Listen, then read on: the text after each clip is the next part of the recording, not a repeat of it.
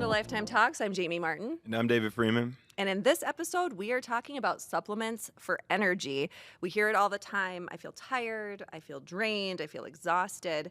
And when our energy is low, it can make everything in life feel a lot harder. So in this episode, we're really talking about some of the strategies we can take specifically with supplements to support our energy. David? Yeah, and we got our superstar guest back, Samantha McKinney. How are you feeling? I'm feeling great. Thank you for that intro, as always. Always. So let's give a little background on Sam. So Samantha McKinney, RD, CPT, and is the director of LTH at Lifetime. She's been with Lifetime for over 14 years in multiple roles and is currently on a team that leads nutrition programs and supplements for our Lifetime members, helping them to optimize their metabolism and results from the inside out. Game time with Sam. We ready to get after this today? Absolutely. But first, I want to just check in. How have you been? I know you had like an addition to your family since we last had you on. I did. I'm now a mother of two, so very excited to have a little baby at home. Things are going well. I'm glad to be back, honestly. It's super fun, and obviously the household is busy. Yes, you've got your hands full right Yeah. now, but that's the Yes. fun stuff. It's a fun stage. It is a very fun season. Awesome. Okay, we're going to dive right into our topic, low energy. We know a lot of people are talking about this, whether it's low energy related to burnout or whatever. You know, what are some common reasons that people are experiencing this that you're hearing? Yeah, so this is a tough one because it's probably one of the number one complaints that we hear whenever clients come to us trying to seek help, honestly. It's like, my energy is so low. And it's kind of an ambiguous complaint because there's so many potential causes to low energy and so many, people feel like they're playing whack-a-mole with like, how do I figure out how to, increase my energy? I'm like, oh gosh, it really could be anything. Let's start with the foundations and then let's build from there. But it could be blood sugar swings. You guys know I'm a big fan of talking about blood sugar. Always, always, always. It's just whether or not you're diabetic, that's one of the staples of long-term health and feeling great. You just can't feel good if your blood sugar's off, even just a little bit. Another one is thyroid health. So if your thyroid is off, everything in your body slows down, including your energy levels. It's just kind of like you're sort of in slow motion. Your digestion's in slow motion. Everything's in slow motion, including your energy. It could be mood related, honestly. So that's a little bit more of a clinical, approach. If you're struggling with anxiety or depression or what have you, it could manifest itself as low energy, or that could be one of the symptoms you're experiencing. It could be just poor circadian rhythm and poor sleep hygiene. That's another really big one, because if your circadian rhythm is off, if your body, as silly as it sounds, doesn't know it's daytime during daytime, doesn't know it's nighttime during nighttime, it will show up as trouble sleeping and poor energy throughout the day.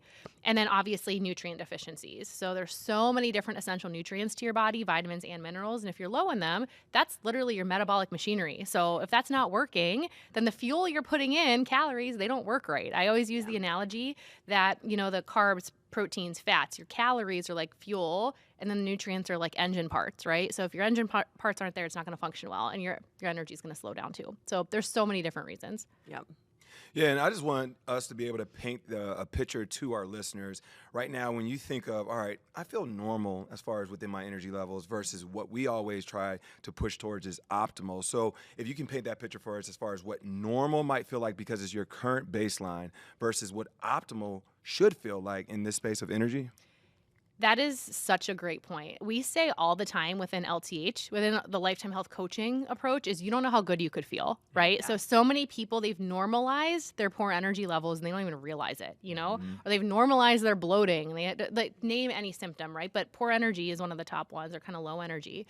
And so, there's different strategies to answer your question indirectly, like I always like to do, right? But to answer your question indirectly is until you get to the point where you are feeling optimal, you truly don't know how good you can feel, But I would say things that people tend to normalize that absolutely are not normal but are common are that 3 p.m. energy slump, right? Feeling like, gosh, I need to go get myself a little treat. It's 3 p.m. I think it's time for a little treat, whether that's sugar or a fun coffee drink or whatever. That is, yes, some of that could be habit, but some of that, if you're relying on that to get through the afternoon, is poor energy, right? If you find that maybe after dinner you're sitting down on the couch and you are just crashing, not optimal. The other thing, hitting snooze in the morning. So if you're not getting out of bed energetic, then that is usually your body waving a little red flag, like, hello, there's something we have to optimize here, because you should feel energized, particularly in the morning, right? So, and I know there's different, chronotypes of people. Some people take a little while to, get up. But if you just feel like, I'm not a morning person, I'm dragging, then that's usually not normal, although it's very common. Yeah, I just think it's so funny to your point, like how we always just like, oh, this is just how I feel. This is the best I'm gonna feel. And it's like until you get to that point, you're like, oh, I feel really good. You know, it's just that change that can happen For sure. with some strategic changes, right? And to that point, go ahead. Yeah, no, I was Jump going to in. say it's probably one of the top things people are surprised on the LTH detox program that we've talked so many times about. There's 1,000 different reasons somebody might enter detox. It could be, I'm trying to shed a couple pounds, I'm trying to feel better, whatever it might be. People say at the end of that, I am so energized without caffeine. I can't believe it. I'm just going to keep going, you know? And that is a perfect example or like a little glimmer of what we mean when we say you don't know how good you're designed to feel. Yeah, that's awesome. Let's talk about the lifestyle factors before we get into supplement. For Like, sure. what are some of the lifestyle habits that could be influencing our energy levels? 'Kay. And we want them to support them ideally. Yes. Top one, which is going to sound hard when you're low energy, is exercise. You have to move your body. You just have to. Our bodies are designed to move, and consistent exercise, if you just, yes, force yourself into it, even if you're starting with 10 minutes at a time, force yourself into a daily exercise regimen because that is one of the best ways to naturally boost your energy levels. And what you find, it's almost this like self-fulfilling cycle in prophecy. It's like the more you exercise, the more energetic you feel, and you just kind of keep going with that snowball effect. That's probably the first one. Yep. The second one I would say is you cannot have great energy without great sleep, right? Your body relies on, we spend a third of our lives sleeping, or we should, you know, and nature didn't make an accident there, right? There's a reason that we should be sleeping for a third of our lives, and that's so crucial.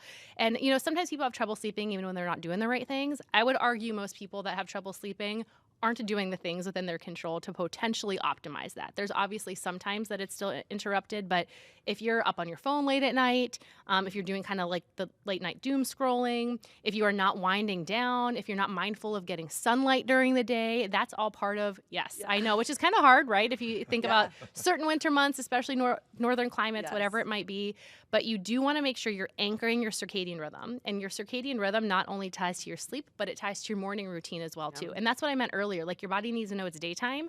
You can't do that without some sort of sunlight exposure, right? Our bodies are meant to be in the sun during the day and avoiding sun or blue light or artificial light in the evenings. That's another one. And then I would also say blood sugar balance. We talk about that all the time. You know, a third of, North Americans have some sort of blood sugar imbalance. Even if it's not full-blown diabetes, it could be pre-diabetes. And you don't have to necessarily have a weight problem to have a blood sugar issue, right? And one of the number one symptoms that I see in clients is energy levels bouncing up and down, so you've got to be managing your blood sugar. I know there's a ton of content on Experience Life already about that, but that usually starts with obviously exercise, but getting enough protein throughout the day is crucial. So many times people want to jump right to avoiding sugar or limiting carbohydrates, which could be a huge part of that. But usually if you just focus on getting enough protein, for most people, the rest of it takes care of itself. Absolutely. So those are kind of like the foundations, I would say. I love it. And it goes back to so many of the pillars we talk about all the time on this podcast, at Lifetime in general. These are things that are just the lifestyle habits that we want people to be thinking about and hopefully doing something about all the time. And I made that face when you said, like, get the sunlight. So I'm like, oh, I arrived here when it was dark this morning, and I'll probably leave here when it's dark. I'm like, I got to get out at lunchtime. Yeah. And I would say, they make now light boxes and things that you can use to try to stimulate that in the morning. And sometimes people are like, oh my gosh, that's so weird. I'm like, well, you don't think it's weird to turn on your TV at night? Right. It's kind of like the same sort of concept, right? But if you can find little hacks and things to do, but even just start small. 5-10 minutes is better than 0 minutes. Yep. Exactly. All right, recap those staples again. That we had movement, we had sleep, and then obviously blood regulation as far as those levels. Yep, with blood sugar, with nutrition as well. So now, if you're doing all those things, where does supplements come in as far as to help us support the energy? Oh, there's so many things to start with, but I would say fill in what's already missing, right? If you have to start with filling in the gaps that your body is relying on in order to function well, and that usually starts with nutrient sufficiency, right? You have to be, because it could just be as simple, and I didn't even mention this, what if you're just not eating enough, Right. For some people, especially if they have certain body composition goals, or maybe they have a really busy schedule, they tend to skip lunch, you might just be under eating too. You don't really know that until you kind of keep a food log, but from a micronutrient standpoint, vitamins and minerals, you want to start with the basics, right? So I usually always start, people want to jump right to, for example, vitamin B12 as an example. That's important. You need vitamin B12 for, high energy levels, but you actually want the whole family of B vitamins, and that is found in a really great quality multivitamin. So you'll notice in the LTH multivitamins, we have a whole bunch of, we have all the essential B vitamins together along with different other nutrients and minerals in order to really optimize it as much as possible. So I would start there because that's kind of like an insurance policy for your micronutrient status, Right. if that makes sense. Absolutely. I would say too, with B vitamins, people start to think about, and I didn't mention this in the beginning, but anemia, one of the number one symptoms that comes up is poor energy levels. If someone is anemic, basically what that means is that your body is not delivering oxygen to all of your cells the way that it should. And so you're kind of just always low energy. And when people hear anemia, the first thing they typically think of is iron, right? You can actually have anemia from B12 deficiency, from folate deficiency, iron deficiency. There's different forms of anemias. Not all of them are directly nutrient related, but many of them are. How would you know which one it could be related to? Is there a test can- you can do that? That's a basic blood panel Okay. can tell you. And I would say a skilled practitioner that knows what to look for with your red blood cell patterns can actually identify what type of anemia it likely is. Interesting. So there are different ways to look at, and again, those are very basic labs Right. that you can kind of do that. Obviously, there's more advanced things that you can start to order, certain iron panels, et cetera. But usually you can tell if you know what you're looking for, what type of anemia it is. But what I will say is out of the, decades of lab testing that we've done, at Lifetime, most people have kind of what we call subclinical oxygen deliverability issues. So, right, we're not going to diagnose anemia, but you look at it and you're like, these aren't medically out of range, but you can start to see that someone's nutrient status is off. And 10 times out of 10, at least for the clients that I've worked with, if they start on a high quality multivitamin, right, ours is capsule based, so it's easy to break down and absorb, and it's the right forms of nutrients. And surprisingly, this hangs people up. Most of the nutrients in there should be over 100% of the daily value on the label. Typically, when they do a retest, it's repleted and things are a little bit more optimal. And people will always ask, why is this over 100% of the daily value? I'm like, well, the daily values on there are to establish the minimum amount needed to prevent symptoms of deficiency. Right. Those aren't the values needed to feel awesome and feel optimal, right? So most people are going to need more. Yep, you're going to want a little go beyond Absolutely. that, right? Yep. Well, I mean, I think with all things, we know that taking one single supplement is not going to be a quick fix. So For we sure. want to really talk about thinking about both in the short term and the long term strategies, what are the things that we can do? So how would you address that? In terms of outside of doing the foundational things. Right. Okay, Yep. so I would say start with foundational lifestyle habits always. Yep. And start with foundational supplements always as well, right? So I mentioned the multivitamin, making sure that you're not just doing this onesie, twosie B vitamin approach. So sometimes people really rely on energy drinks, right? Oh, yeah. I have low energy, so therefore I'm going to take an energy drink. I'm like, okay, stop for a minute. You don't have an energy drink deficiency, right? And a lot of those energy drinks are loaded with added sugars. They have a ton of caffeine in there. And yes, you're going to feel energized and possibly anxious, right? Doing an energy drink because you're flooding yourself with a stimulant, And I'm not completely anti-caffeine, but if you're doing that instead of these other things, we're kind of missing the mark. But I would say start with foundational lifestyle strategies, start with foundational nutrition, a good multivitamin. Another one to talk about as well that I think that most people could just implement, right? You don't have to necessarily do 10,000 tests to figure out if you need it, is a magnesium malate. So the LTH magnesium we offer is a magnesium malate on purpose. There are different forms of magnesium, and as long as it's making you more sufficient in magnesium, you're kind of achieving the objective. But if you start to look at the different forms, they all have slightly different advantages to them as well. So the magnesium malate is not acutely stimulating. It's not like you take it and you feel a rush of energy like you do with caffeine, for example. But magnesium malate helps your body support ATP production. And ATP, that is the biochemical way of saying energy, right? So it provides that machinery I was talking about for your body to better make ATP. So I would say if someone's doing these lifestyle strategies, they're mindful of their circadian rhythm, they're trying to balance their blood sugar and eat enough protein, starting with a great multivitamin that has the full family of B vitamins included in a capsule-based form at 100% or more of the daily value, plus a magnesium malate, those are two really great starting points, I would say, from a supplement standpoint. I love that. Yeah, you gave some great examples earlier as far as if energy levels are off, how you might have that midday crash or they might want a sugary snack. Let's talk about on the other side of the spectrum. I could tell you when my energy's on, I feel like cognitively I'm on point, like I'm Rain Man out this piece, right? So is there other ways that we can tell that energy levels are operating in a good way? Obviously, if they're not having the crash and maybe if they are functioning high level there, is there other ways that they can tell? That they can tell if their energy is off? Like actually optimal. Oh, that it's optimal. Yeah. I mean, I would say if you are getting through the day, you're waking up energized, you are ready to tackle your day, you're not having crashes where you're like, gosh, I just need a nap or I just need a little something to get through the next couple hours. Yeah. And to your point, you're thinking quickly, Mhm. right? And you're cognitively there. Those are all great signs that your energy levels are on point. Now, that doesn't mean that there aren't other things that you can kind of do to optimize. You know, we were talking a little bit about ATP. I have to talk about creatine because creatine is having a moment. In, I would say, the fitness space, the bodybuilding world, most of us in this industry, David, I'm sure you would agree with this. Yeah. We're kind of like, finally, like, you know, we kind of want to give a round of applause. Like, yay, everybody's getting caught up. It's such a crucial supplement Right. that I would say is pretty universally beneficial, right? There are very few exceptions where creatine can't make a huge difference.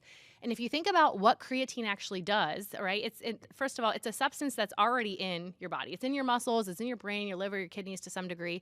But what creatine does is it saturates your brain and your muscles with phosphocreatine. That's kind of the storage form of it. When your body, and I'm going to get a little bit nerdy, you guys know I like to do this on the science side. I do believe when people understand the why, it becomes less of an assignment. I have to take this and more of a, oh, I get it. I want to do this now. So when you have saturated phosphocreatine stores, your body is trying to make ATP, that energy currency in your body. It goes from ADP, this is adenosine diphosphate, 2 phosphate groups, to adenosine triphosphate, 3 phosphate groups. You need a phosphate donor. And phosphocreatine stores donate phosphate, so you can more quickly generate ATP. This is why it is so popular in the exercise world, is because, again, to your point, alpha, whatever you might be doing, if you need to quickly regenerate between sets, you need fast phosphate donors, right? And phosphocreatine is one of the best ways to do that. So you can generate ATP more quickly. That's why people feel more power in exercise when they take it. That translates directly to your day-to-day life, though, as well, too. Right. And because that phosphocreatine goes in your brain, it transfers directly to the cognitive standpoint that you're talking about, David, as well. And then the other part of creatine is there's a whole section of your health that, a lot of processes in your body that rely on something called methylation, right? And what you want to do is think of methylation as like, there's a set amount of like methylation that your body needs to do every day in order to function well. A lot of your methylation capacity, like 40, 50%, some estimates say, are to making creatine. So if you take it exogenously, or if you take it as a supplement, right, you're kind of alleviating the burden of your body's methylation a bit so that it can focus on other things and your energy levels can go up for that. So a lot of people will report my energy levels are way more stable when I'm taking creatine. I know personally for me, if I'm taking creatine consistently, I never need that afternoon cup of coffee. Ever. And it's a notable difference, right? So creatine, we're huge fans of that for sure. What is the best way or the best timing to take the creatine? I think that's a question, like, and how these things all fit together. I always say the best timing is the timing you're most consistent with every day. Most of the research, transparently, is done taking it immediately post-workout because most of the research is on exercise performance. And so that's how they assigned the research subjects to take it. But whenever you take it most consistently is best. And so personally, I just add it to my water and electrolytes a couple times every day. The LTH creatine is 5 grams per scoop, and I'll probably do between 1 and 3 scoops a day. You know? So, and again, you can just take every day. You can take a scoop. It's one of those things where you just want to saturate the phosphocreatine stores in your body. That will translate to a lot of benefits, consistent energy being one of them. Awesome. Yeah, the thing that stood out to me as far as you saying it helps support cognitive function within the brain as well. And then the recommended dosage, roughly around 5 grams in the space. So on a compromised sleep, right? You didn't get as much sleep. Would you say that dosage can probably go up to help support cognitive function? Yeah, there's some cool research coming out about that around your cognition, particularly around sleep deprivation, and how increased doses of creatine can potentially mitigate that to help preserve that cognitive function and that mental sharpness, which is really nice. I will tell you anecdotally for me, right? You brought up I just had a baby. I'm not sleeping 8 hours uninterrupted every night. Let's be honest. There were immediately postpartum. So like while I was on maternity leave, I probably was taking in 30 grams of creatine a day. This is, again, I'm not saying everybody has to go do that. I'm not telling you to go do that. But I had a much easier postpartum this time around, and I think that was one of the factors. Oh, that's really interesting. And I mean, you have this knowledge in your mind, and like, understanding that it's about more than the muscle building side of it, which was what creatine for so long was kind of solely associated with, right? I think that's worth calling out. So again, I mentioned creatine is having a moment, but if you're listening to this and you're like, I didn't know creatine was having a moment, like maybe that's not in my algorithm. I haven't been seeing a lot of creatine content. Now you will. Yeah, I do. Yeah, I do. I do want to call out that the number one thing that most people that aren't familiar with creatine are nervous about is like, oh my gosh, I don't want to look like a bodybuilder. I'm like, I have a couple of comments to that. Number one, looking like a body, nobody woke up accidentally with bodybuilding muscles. That takes a lot of work and a very specific strategy to get there. But I would also say it's not going to make you bulky either, right? To get bulky, you need to have a very specific type of training program called a hypertrophy training program. Preach. Yes, you need to be in a very strategic caloric surplus, right? And you need to have the right overall strategy to get there. You don't, it does not happen by accident. I assure you, you will not wake up and like, oh my gosh, I'm bulky from creatine, you know? And I'm sure most bodybuilders out there, they'd be like, I wish it was as simple as just adding creatine to my protein shake. But Right, so that's just not something you need to worry about. I have my parents on creatine. You know, it's really important as you age too. But I could sing its praises all day long, you know, energy being one of them. Absolutely. Okay, let's talk about some. You already mentioned B vitamins. Anything else you want to add about the importance of B vitamins for energy? I think I kind of alluded to this, but people like to take them in isolation. Don't do that. Don't do that. They're meant to work together as a family, right? Yep. You need several B vitamins together because if you think of how they occur in food, they usually occur together, right? Yep. So you want to take a family of B vitamins, which is why I prefer to take a really rich in B vitamin multivitamin complex than just standalone. Now, sometimes you might need to add in an additional B complex based off of blood work or based off of your metabolism to really optimize things. And then secondly, I would say is the forms really matter. So there are a lot of supplemental forms of B vitamins that I have told my friends that I love dearly and my family just throw it away. They're like, can I finish? I'm like, nope. Just throw it away. Throw it away. Don't take it. Synthetic forms do not work the same way in your body as natural forms. So, for example, if you're looking at vitamin B12, right? Cyanocobalamin, that is a very cheap form of vitamin B12. You can see it on a lot of energy drink labels. You can see it on a lot of supplement labels. If you're looking, turn around your supplement labels. If the B12 or the ingredient list at the bottom says cyanocobalamin, that is a sign that they are taking the cheap synthetic form of vitamin B12 and putting it in there, right? They can still claim B12 on the label, but it's not going to function the same way in your body as like a methylcobalamin or an acetylcobalamin, right? They're different, right? Yep. The other one is you want to look for a methylfolate versus a folic acid, right? So folate is actually one of the B vitamins as well, so you can find that pretty easily. And then another one that's really easy to spot is vitamin B6. Sometimes what you want to look for, it's called a P5P form. It's pyridoxal 5-phosphate. You don't have to memorize that, but if you see P5P, if you're looking on a label and you see pyridoxine HCl, that's another sign, oh gosh, they used a cheap form of vitamin B6 on here. So the forms matter, the dose matters, and then taking them in synergy matters. Okay, I want to ask one more question just kind of related to methylation and the methylfolate. Because Yes. a lot of people have like some epigenetic SNPs or different things that might affect how they methylate. Right? Yes. So let's talk about that for a second. Okay, so the reason that some of these synthetic B vitamin forms are out there is because biochemically, your body should be able to convert them from those forms into this active form. To your point, an estimated half of the population has different genetic variations that can add varying levels of difficulty to people's individual metabolisms in doing that. So, you know, people are really kind of zoned into this MTHFR mutation. I think it's important. I don't think it's the only genetic mutation that matters. There's other ones that kind of play into this. But just using MTHFR as an example, because it's kind of in the limelight right now, a lot of people have heard about it. They're not sure. For the estimated half of a population that has those different MTHFR mutations, some of them might have as much as like a 90% reduction in certain conversion pathways. So taking the active form that your body uses that's at the end of the conversion pathway is just a safer way for most people, or I would say a more effective way for most people to just take it, you know? And that's something I'm super passionate about. I don't mind sharing. Like, I've tested my MTHFR status, and I have the worst MTHFR mutation out of all of them out there. And so it's something that I've, you know, kind of become even more aware of over the last, I'd say, 5 or 6 years. But what's really cool is, and I say this all the time, like the LTH supplements that we offer are so mindfully formulated is that we've always had the active forms, even before this MTHFR thing was cool. Because we're like, why wouldn't we put the most active form in there? Right. We want people to feel a difference from what they're taking. And so that's one of the ways to do so.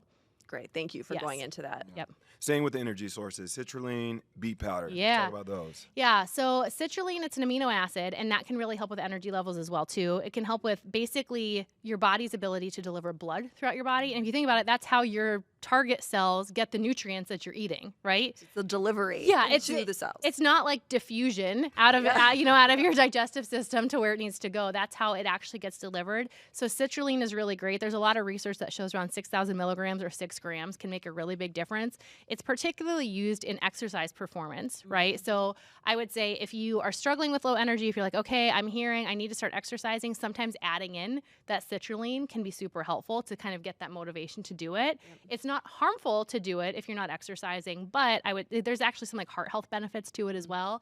But I would say you'll feel the bigger difference by kind of placing that before exercise as well. It's one of the ingredients in LTH's pre-workout complex for that reason, along with beet juice powder. Pump, pump. Yeah, so beet juice powder that's another one. And what I like about that one is kind of like a food source. I think a lot of people are like looking for those types of ingredients of like, okay, what can I get from food? But it's way more potent than what you could get just from eating beets, Okay. which is nice, More you know? concentrated. Yeah, exactly. And so you want to look for like 250 to 500 milligrams or so of that as well. But you can add that into a well-formulated pre-workout product. And so we've chosen to include those along with different B vitamins and some caffeine and L-theanine to kind of really give people a smooth energy from their exercise. And I do want to say, I love that product, but it is not the thing to jump to first if your number one goal is low energy. Great. I mean, Oh, go ahead. you got to share the story, Sam. I don't think we've ever shared the story. This is so funny. When she says this isn't the thing you want to jump to, so I was obviously doing like some I about energy- killed him. Yeah, some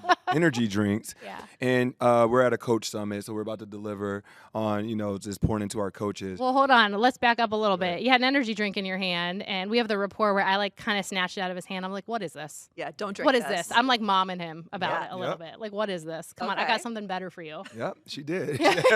She had something She better. sure for me. did. Yeah. From the way it sounds. And then it was pretty much the single packs versus the actual scoops. Scoop.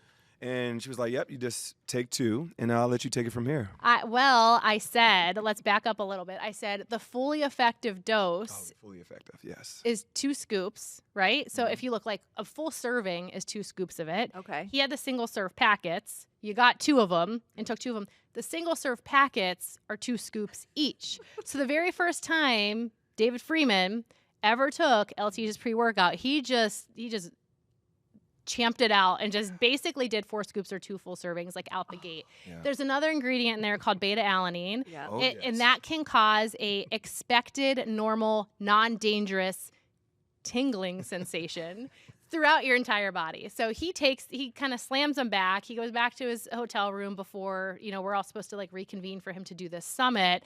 And I'm getting these like frantic text messages from him like, do I call 911?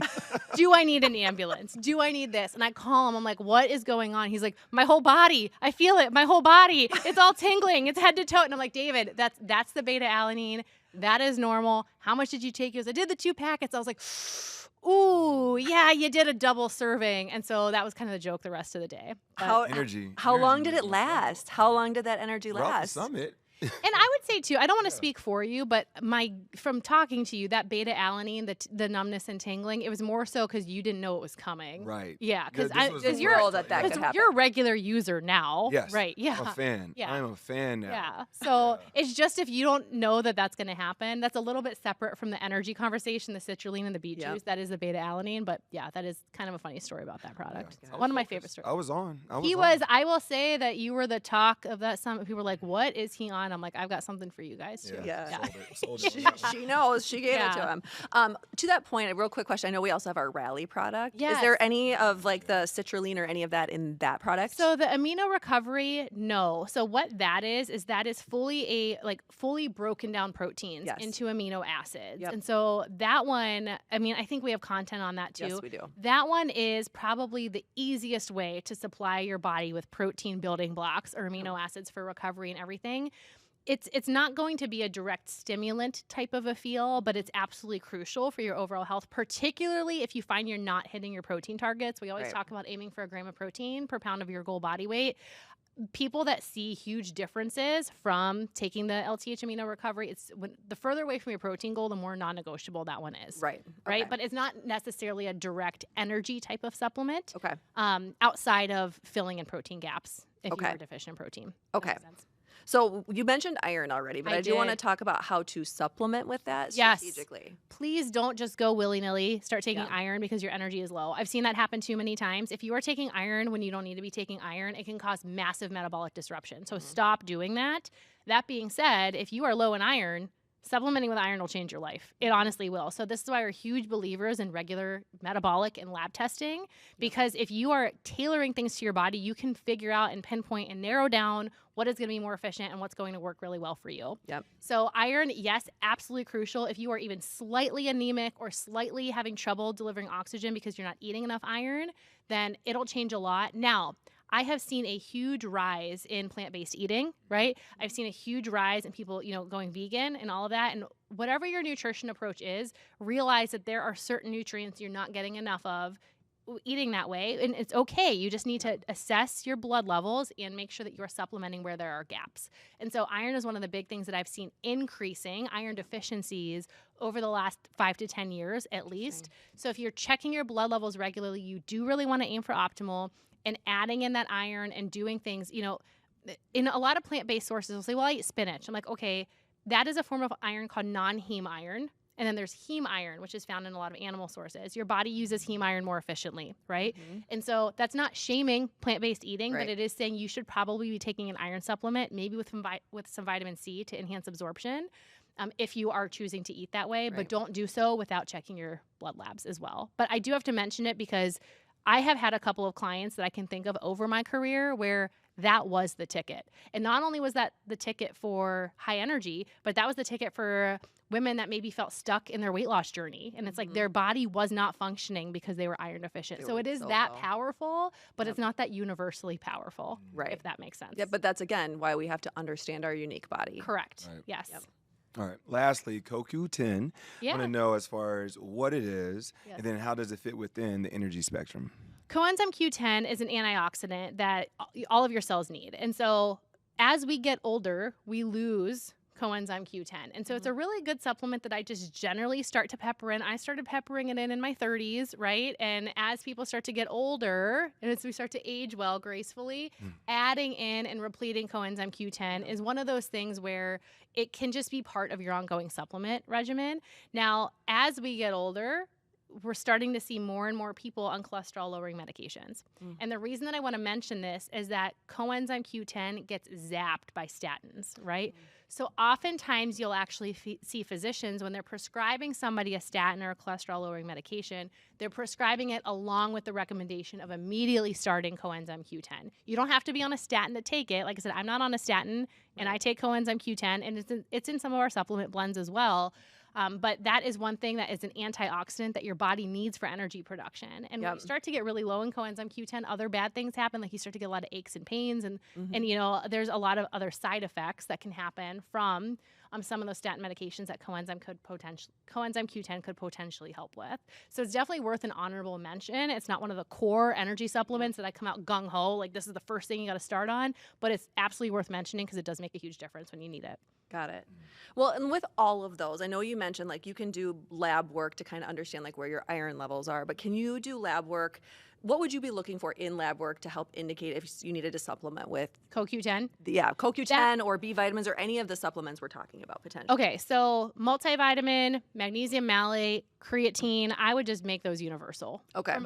Granted, just disclaimer, there's obviously exceptions out there if you've got some sort of, very specific medical need, right? But I'm talking to the general population here, right? That is where you're going to start. The other thing that I would actually mention too is using electrolytes. Ooh, So, if you are even slightly dehydrated, your energy levels are going to feel lower. And so many of us need more electrolytes. And we have this really paranoid sodium fearing population. And sodium is an electrolyte that you need to stay hydrated really well. And if you're under chronic stress or if you're exercising, you're sweating, you're in warm climates, there's so many different reasons why you could be losing electrolytes, including sodium. So taking electrolytes consistently, first thing in the morning and around exercise or anytime you're going to be sweating, maybe doing yard work, what have you, that can really help too. So hydration with electrolytes, a good quality multivitamin with the B complex in there, capsule based, right forms, right doses, magnesium malate, creatine. I would say those are pretty universally beneficial. Okay. From there, lab work can show if you are in need of even more B vitamins than what Okay. you're taking. If you need to add a B complex on top of that, it can also show if you need iron. And then for personally, with my coaching clients for coenzyme Q10, if someone's on a statin, it's almost an automatic. Like, let's just implement this into your routine. And if you're aging as well. So kind of like middle age or older, it's not going to hurt for most people to throw that in there either. And then the citrulline and the beet juice powder, those are really great add-ons. You can see a huge difference, but those aren't necessarily filling in the most common gaps I'm seeing, but they're kind of like boosters if you think about it. If you really want to get the most out of your workout, or gosh, I need to be doing this lifestyle habit of exercise and I need something to get over the hump to be consistent there, then those can be really helpful if they get you exexercising regularly and feeling great during your workout, which, David. We want to be great. We want to be great. Every time. Right? Every time we go there. All right, so we hit on a good amount of things throughout All On Energy. Is there anything that you can think of that we might have missed that you want to touch on? No, I mentioned it earlier. It's I promise it's not woo-woo, but really this light exposure thing is a very real, tangible, it makes a difference, right? Like getting sunlight every day in the morning can make a huge difference, and avoiding blue light or anything that confuses your body into thinking is sunlight in the evening. Those are huge, huge factors in your overall circadian rhythm and energy. But I would say, obviously, and if you're implementing a lot of these strategies and you're not seeing a difference, definitely make sure that you are exploring and digging deeper. Don't accept low energy, dragging throughout the day as this is just how my body works. That's not how your body's designed to work. And there's something else going on. You got to figure out what that is. Yep. And there are things that teams of people can help you, help you better understand yourself and what you can do to optimize, right? And feel better. Reject mediocrity and how you're feeling. You are designed to feel awesome. And if you're not waking up feeling awesome every single day, there's something you could probably do about it. Yep. Mic drop moment time. Let's go. Okay, if you had unlimited energy for 24 hours. I do. I'm just kidding. There it is. There it is. All right. Baby, no baby, don't got to worry about taking care of baby. Oh, man. Hubby, just unlimited energy for 24 hours. What would you do? David, you've got the best mic drop moment questions that I'm like, I would like them 24 hours in advance, please, so that I can answer that well. Nope, that doesn't happen. Yeah. This is going to sound really lame, but I'm going to be me right now. Okay. All right. I'm a very Enneagram 1 type A personality. Okay. You guys are going to be like, this is the lamest answer, but this is the honest answer. I would deep clean my house like it has never been deep cleaned before. I told you. And I would be ecstatic at the end of that 24 hours. I would be like, let me go through every single closet, every single drawer. Let me do a good, clean detail. My God. My Right into the Enneagram, corners. my Enneagram 1s out there, you guys are like, I hear you. I hear Yes. you. And everybody else is like, wow, that's what you would do. But yeah. That's pretty awesome. Deep. Is it? Is it awesome? Yeah, relative. Okay, I think, all right. yeah. To each their own, right? Right, Like right. if that's what you want to do, that's what you do. You know, I can appreciate a deep clean. Like if you've had your car detailed before. Oh, yes. Yeah, like you. I read a quote before, and this is just an example of like, hey, there are some people that can't relax till the dishes are done, and some people that need to relax before they do the dishes, and then they marry each other. Right. Yeah. I know it all too well. I am definitely the one that I can relax and I'm just ecstatic when things are in order. Yes. And that's just my personality. And so those of you out there that relate, thank you. Those of you that are rolling their eyes, sorry. I love that you're Honest. owning it Yeah, for yourself. I'm just gonna own it. 100%. Yeah. When she said what she just said, when Sam said what she just said, it's something about, for the married couples out there, something about when a man sits down on the couch. Oh, nothing irritates a wife gosh, more. It's like all of a sudden, all these things need to be done. I just sat down. So I know exactly what you're talking Glad about. we all That's found awesome. something to relate to with my answer there. Yep, you can connect with that. Yes. All right, Sam, we always love having you on. If people want to hear more from you, you have tons of articles on Experience Life. You've also been on the podcast, and we didn't count this time, but you're one of our top guests. So you've been here most frequently, I would Okay, say. great. So there's lots of podcast episodes. We'll link to all of that in the show notes. Anywhere else you want to point people? No, I think you covered it all. All right, great. Thank you As so always, much. Thank you. Appreciate you. Thank you, guys.